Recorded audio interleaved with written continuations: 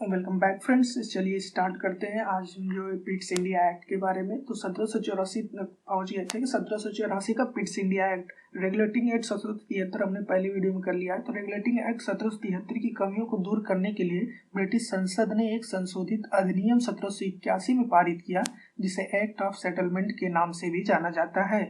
इसके बाद एक अन्य महत्वपूर्ण अधिनियम पिट्स इंडिया एक्ट 1784 में अस्तित्व में आया।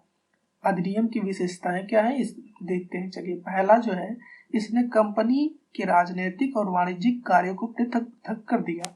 दूसरा इसका क्या है, इसने निदेशक मंडल को कंपनी के व्यापारिक मंडल मामलों में अधीक्षण की अनुमति तो दे दी, लेकिन राजनीतिक मामलों में प्रबंधन के लिए नियंत्रण बोर्ड बोर्ड ऑफ कंट्रोल नाम से एक निकाय का गठन किया।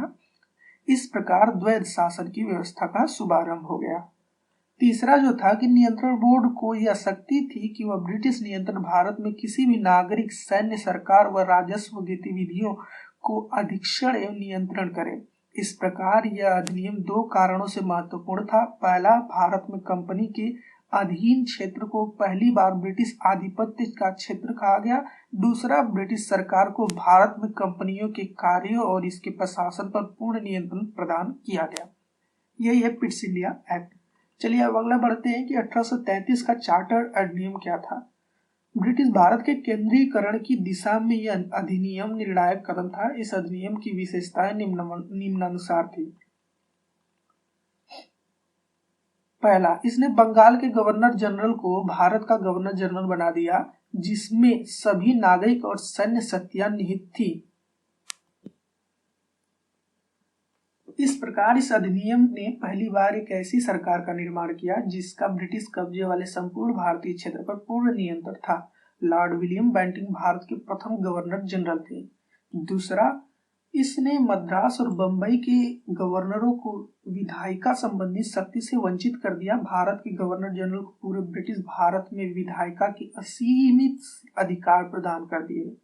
इसके अंतर्गत पहले बनाए गए कानूनों को नियामक कानून कहा गया और इसके नए कानून के तहत बने कानून को एक्ट या अधिनियम कहा जाने लगा। तीसरा था कि ईस्ट इंडिया कंपनी की एक व्यापारिक निकाय के रूप में की जाने वाली गतिविधियों को समाप्त कर दिया गया। अब यह विशुद्ध रूप से प्रशासनिक निकाय बन गया। इसके तहत कंपनी के अधिकार वाले क्षेत्र ब्रिटिश राजशाही और उसके उत्तराधिकारियों के विश्वास के तहत ही कब्जे में रह गया। चौथा पॉइंट क्या है कि चार्टर एक्ट 1833 ने सिविल सेवकों के चयन की खुली प्रतियोगिता का आयोजन शुरू करने का प्रयास किया। ये देखिए इंपॉर्टेंट है। इसमें कहा गया कि कंपनी में भारतीयों को किसी पद, कार्यालय और रोजगार को हासिल करने से वंचित नहीं किया जाएगा। हालांकि कोर्ट ऑफ डायरेक्टर्स के विरोध के कारण इस प्रावधान को समाप्त कर दिया गया। अब बात करते हैं 1853 के चार्टर अधिनियम के तहत। 1793 से 1853 के दौरान ब्रिटिश संसद को द्वारा पारित किए गए चार्टर अधिनियम की श्रृंखला में यह अंतिम अधिनियम था। संवैधानिक विकास की दृष्टि से अधिनियम महत्वपूर्ण अधिनियम था। इस अधिनियम की विशेषताएं निम्नानुसार थी। 1853 का चार्टर अधिनियम की बात कर रहे हैं हम, तो चलिए स्टार्ट करते हैं इसके भी बारे में। जो पहला था कि इसमें पहली बार गवर्नर जनरल की परिषद के विधायी एवं प्रशासनिक कार्यों को अलग अलग कर दिया। इसके तहत परिषद में 6 नए पार्षद और जोड़े गए, इन्हें विधान पार्षद कहा गया। दूसरे शब्दों में इसने गवर्नर जनरल के लिए नई विधान परिषद का गठन किया, जिसे भारतीय विधान परिषद कहा गया। परिषद की सारी शाखाओं ने छोटी संसद की तरह कार्य किया। इसमें वही प्रक्रिया अपनाई जो ब्रिटिश संसद में अपनाई जाती थी। इस प्रकार विधायिका, जो पहली बार सरकार के विशेष कार्य के रूप में जाना जाता था, जिसके लिए विशेष मशीनरी और प्रक्रियाओं की जरूरत थी। दूसरा यह कि इसने सिविल सेवकों की भर्ती और चयन हेतु खुली प्रतियोगिता व्यवस्था और का शुभारंभ कर दिया 53 में जाकर। इस प्रकार विशेष सिविल सेवा भारतीय नागरिकों के लिए भी खोल दी गई और इसके लिए 1854 में भारतीय सिविल सेवा के संबंध में मैकाले समिति की नियुक्ति की गई।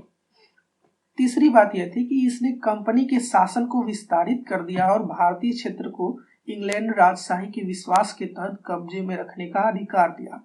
लेकिन पूर्व अधिनियमों के विपरीत इसमें किसी निश्चित समय का निर्धारण नहीं किया गया था। इससे स्पष्ट था कि संसद द्वारा कंपनी का शासन किसी भी समय समाप्त किया जा सकता है। है नहीं। फोर्थ, इसने प्रथम बार भारतीय केंद्रीय विधान परिषद में स्थानीय प्रतिनिधित्व प्रारंभ किया। गवर्नर जनरल की परिषद में 6 नए सदस्य में से 4 का चुनाव बंगाल, मद्रास, बंबई और आगरा की स्थानीय प्रांतों से सरकार द्वारा किया जाना था। अब देखते हैं कि ताज का शासन कब स्टार्ट हुआ था। 1858 से 1947 तक चला था। 1858 से स्टार्टिंग हुई थी इसकी ताज का शासन। 1857 का भारत शासन अधिनियम, देखिए 1858 में इन्होंने फिर से भारत शासन अधिनियम लाया। और चलिए देखते हैं इसके बारे में इन्होंने क्या राय दी है। इस महत्वपूर्ण कानून का निर्माण 1857 के विरोध के बाद किया गया, जिसे भारत का प्रथम स्वतंत्रता संग्राम या सिपाही विद्रोह भी कहा जाता है, मंगल पांडे द्वारा। भारत के शासन को अच्छा बनाने वाला अधिनियम नाम के प्रसिद्ध इस कानून ने ईस्ट इंडिया कंपनी को समाप्त कर दिया और गवर्नरों, क्षेत्रों और राजस्व संबंधी शक्तियां ब्रिटिश राजशाही के हस्तांतरित कर दी गई। अब देखते हैं इसके अधिनियम की विशेषताएं क्या थी। इसके तहत भारत का शासन सीधे महारानी विक्टोरिया के अधीन चला गया। गवर्नर जनरल का पद नाम बदलकर भारत का वायसराय कर दिया गया। यह वायसराय भारत में ब्रिटिश ताज का प्रत्यक्ष प्रतिनिधि बन गया। लॉर्ड कैनिंग भारत के प्रथम वायसराय बने। लॉर्ड कैनिंग इंपॉर्टेंट है, प्रथम भारत के वायसराय बने थे। इसके अधिनियम ने नियंत्रण बोर्ड और निदेशक कोड को समाप्त कर दिया। भारत में शासन की द्वैध प्रणाली समाप्त कर दी गई। एक नए पद भारत के राजस्व सचिव का सृजन किया गया, जिसमें भारतीय प्रशासन पर संपूर्ण नियंत्रण की शक्ति नहीं थी। यह सचिव ब्रिटिश कैबिनेट का सदस्य था और ब्रिटिश अंततः संसद की प्रति उत्तरदायी हो गई थी।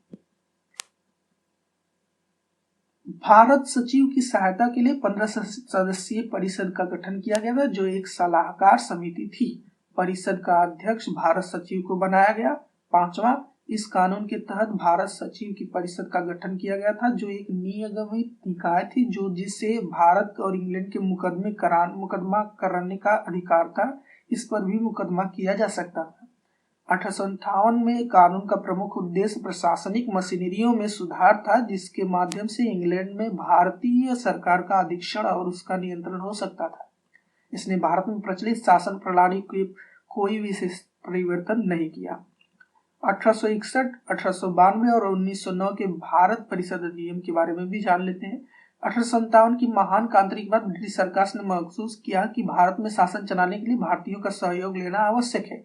इस सहयोग नीति के तहत ब्रिटिश संसद ने 1861, 1892 और 1909 में 3 नए अधिनियम पारित किए। 1861 का भारत परिषद अधिनियम भारतीय संवैधानिक और राजनीतिक इतिहास में एक महत्वपूर्ण अधिनियम था। 1861 के भारत परिषद अधिनियम की विशेषताएं जान लेते हैं। इसके द्वारा कानून बनाने की प्रक्रिया में भारतीय प्रतिनिधियों को शामिल करने की शुरुआत हुई। इस प्रकार वायसराय कुछ भारतीयों को विस्तारित परिषद में गैर सरकारी सदस्यों के रूप में नामांकित कर सकता था। 1862 में लॉर्ड कैनिंग ने 3 भारतीय बनारस के राजा, पटियाला के महाराज और सर दिनकर राव को विधान परिषद में मनोनीत किया। 1862 में लॉर्ड कैनिंग ने। दूसरा, इस अधिनियम ने मद्रास और बंबई प्रेसिडेंसी की विधायी शक्तियों पुनः देकर विकेंद्रीकरण की प्रक्रिया को शुरुआत की। इस प्रकार इस अधिनियम ने रेगुलेटिंग एक्ट 1773 द्वारा शुरू की गई केंद्रीयकरण की प्रवृत्ति को उलटकर 1833 के चार्टर अधिनियम के साथ ही अपने चरम पर पहुंच गई। इस विधायी विकास की नीति के कारण 1937 तक प्रांतों को संपूर्ण आंतरिक स्वायत्तता हासिल हो गई। तीसरी बात करते हैं बंगाल उत्तर पश्चिम सीमा प्रांत पंजाब में क्रमशः 1862, 66 और 97 में विधान परिषदों का गठन हुआ। इसने वायसराय के परिषद में कार्य संचालन के लिए अधिक नियम और आदेश बनाने की शक्तियां प्रदान की। इसने लॉर्ड कैनिंग द्वारा 1859 में प्रारंभ की गई पोर्टफोलियो प्रणाली को भी मान्यता दी। इसके अंतर्गत वायसराय की परिषद एक सदस्य या एक से अधिक सरकारी विभागों का प्रभारी बनाया जा सकता था तथा उसे इस विभाग की काउंसिलिंग और में से अंतिम आदेश पारित करने का अधिकार था। पांचवा, इसने वायसराय को आपातकाल में बिना काउंसलिंग की स्तुति के अध्यादेश जारी करने का अधिकृत एवं अध्यादेश की अवधि मात्र 6 मात्र होती है। 1892 की अधिनियम की विशेषताएं जान लेते हैं, तो चलिए स्टार्ट करते हैं। इसके माध्यम से केंद्रीय और प्रांतीय विधान परिषदों में अतिरिक्त गैर सरकारी सदस्यों की संख्या बढ़ाई गई, हालांकि बहुमत सरकारी सदस्यों का ही रहता था। दूसरा, इसने विधान परिषदों के कार्य में वृद्धि कर उन्हें बजट पर बहस करने का, कार्यपालिकाओं के प्रश्न का उत्तर देने का लिए अधिकृत किया।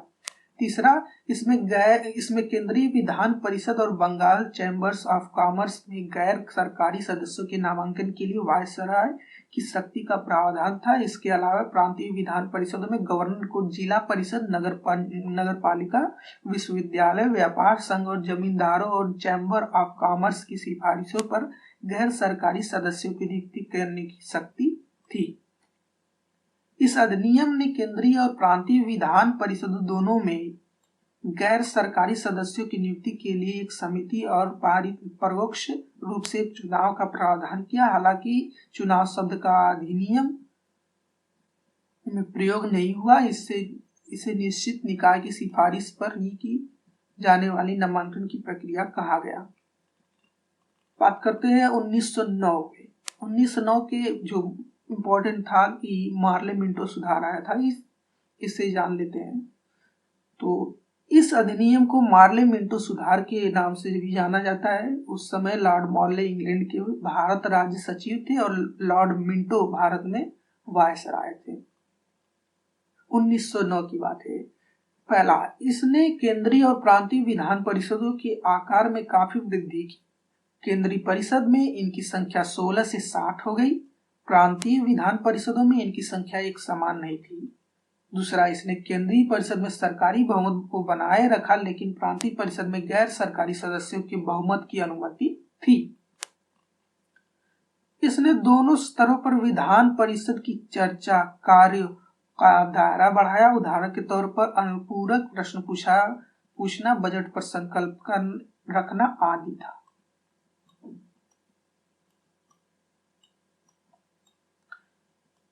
चौथा जो था कि इस अधिनियम के अंतर्गत पहली बार किसी भारतीय को वायसराय और गवर्नर की कार्य परिषद के साथ एसोसिएशन बनाने का प्रावधान किया गया। सत्येंद्र प्रसाद सिन्हा वायसराय की कार्यपालिका परिषद के प्रथम भारतीय सदस्य बने। उन्हें विधि सदस्य बनाया गया था।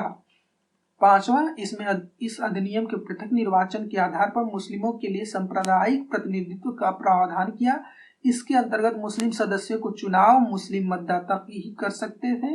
इस प्रकार इस अधिनियम ने सांप्रदायिकता और वैधानिकता प्रदान की और लॉर्ड मिंटो को सांप्रदायिक निर्वाचन के जनक के रूप में भी माना जाता है। इसने presidency corporation, chamber of commerce, विश्वविद्यालयों और जमींदारों के लिए अलग प्रतिनिधित्व का प्रावधान भी किया था। भारत शासन 1919 की बात करें, 20 अगस्त 1917 को ब्रिटिश सरकार ने पहली बार घोषित किया कि उसका उद्देश्य भारत में क्रमिक रूप से उत्तरदायी सरकार की स्थापना करना था। क्रमिक रूप से 1919 में भारत शासन अधिनियम बनाया गया जो 1921 को लागू हुआ। इस कानून में मॉन्टेग चेम्सफोर्ड सुधार भी कहा जाता है। मॉन्टेग भारत के राज्य सचिव से, जबकि चेम्सफोर्ड भारत के वायसराय थे। अधिनियम की विशेषताएं क्या थी कि केंद्रीय और प्रांतीय विषयों की सूची की पहचान कर उन्हें पृथक कर राज्यों पर केंद्रीय नियंत्रण कम किया गया। केंद्रीय और प्रांतीय विधान परिषद को अपनी सूचियों के विषय पर विधान बनाने का अधिकार प्रदान किया, लेकिन सरकार का ढांचा केंद्रीय और एकात्मक ही बना रहा। इसने प्रांतीय विषयों को पुनः 2 भागों में विभक्त किया, हस्तांतरित और आरक्षित। हस्तांतरित विषयों पर गवर्नर का शासन होता था और इसी कार्य में वह उन मंत्रियों की सहायता लेता था जो विधान परिषद के प्रति उत्तरदायी थे। दूसरी ओर आरक्षित विषयों पर गवर्नर कार्यपालिका परिषद की सहायता से शासन करता था जो विधान परिषद के प्रति उत्तरदायी नहीं थे। शासन की इस दोहरी व्यवस्था को द्वैध यूनानी शब्द में डाई और की युक्त शासन व्यवस्था कहा गया। हालांकि यह व्यवस्था काफी हद तक असफल रही। इस अधिनियम ने पहली बार देश में द्विसदनीय व्यवस्था और प्रत्यक्ष निर्वाचन की व्यवस्था प्रारंभ की। इस प्रकार भारतीय विधान परिषद में स्थान पर द्विसदनीय व्यवस्था यानी राज्यसभा और लोकसभा का गठन किया गया था। ये चेम्सफोर्ड सुधार वाला। दोनों सदन के बहुसंख्यक सदस्यों को प्रत्यक्ष निर्वाचन के माध्यम से निर्वाचित किया गया।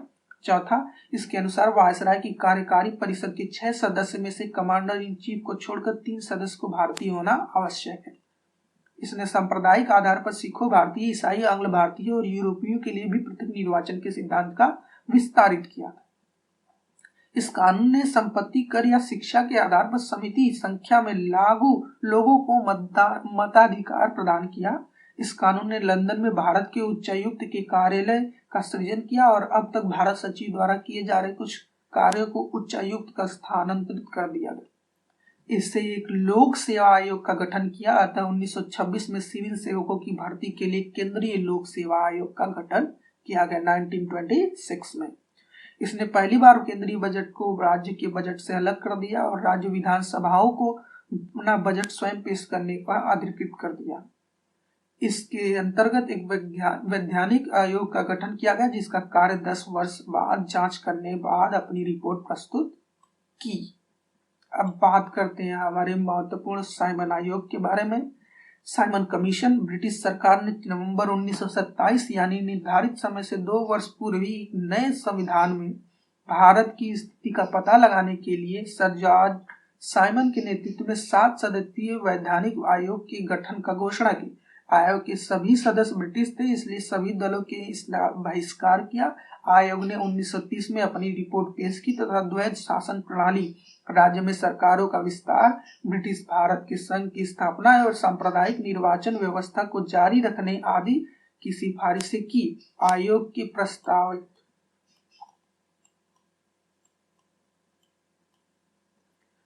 पर विचार करने के लिए ब्रिटिश भारत और भारतीय रियासतों के प्रतिनिधियों के साथ 3 गोलमेज सम्मेलन किए। इस सम्मेलन में हुए चर्चा के आधार पर संवैधानिक सुधारों पर एक श्वेत पत्र तैयार किया गया जिसे विचार के लिए ब्रिटिश संसद की संयुक्त प्रवर समिति में समक्ष रखा गया। इस समिति की सिफारिशों को कुछ संशोधन के साथ भारत परिषद अधिनियम 1935 में शामिल कर दिया गया। माने नहीं सर।